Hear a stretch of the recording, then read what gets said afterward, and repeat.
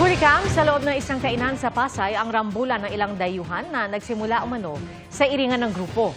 Pero tingin ng isang biktima, sinet up ang gulo. Nakatutok si Jomar Apresto, exclusive. Thương nha. Là thằng đánh trước đầu tiên.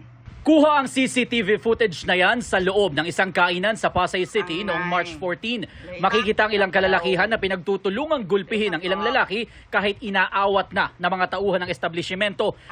Tumagal ng ilang minuto ang gulo bago dumating ang mga pulis sa lugar. Pero wala raw silang naaresto noong mga oras na yon. Agad daw kasing nagtungo sa headquarters ng Pasay City Police Station ang mga biktima. Pagdating ng mga pulis natin doon, hindi po namin ma-identify pa noon kung sino yung victims kasi wala sila doon, sir eh. Then upon nung investigation po, binalik sila dito sa station.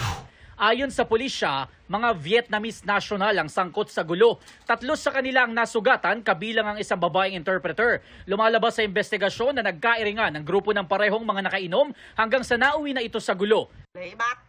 Sa follow-up operation ng mga otoridad, isa lang mula sa mahigit 10 sospek ang kanilang nahuli. Bukod sa physical injury na kinaso sa kanya, nakasuhan pa po siya ng concealing true name at disobedience to person in authority. Kasi ayaw niya magpa-medical, ayaw niya magpa-booking.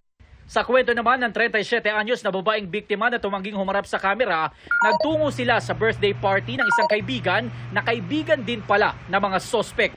Isang lalaki nakakulay blue na t-shirt daw ang lumapit sa grupo ng mga biktima at nagsimula ng gulo.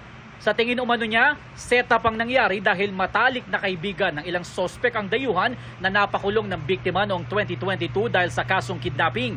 Pinangangambahan niya raw ngayon ang kanyang buhay dahil nakapagpiyansa na ang sospek. Nakatatanggap din umano siya ng mga death threat mula sa mga sospek na gumagamit ng dummy account. Patuloy na inimbestigahan ng pulis ang dahilan ng gulo para mahuli ang iba pang sospek at masampahan din sila ng reklamo. Para sa GMA Integrated News, Jomar Apresto, nakatutok 24 oras.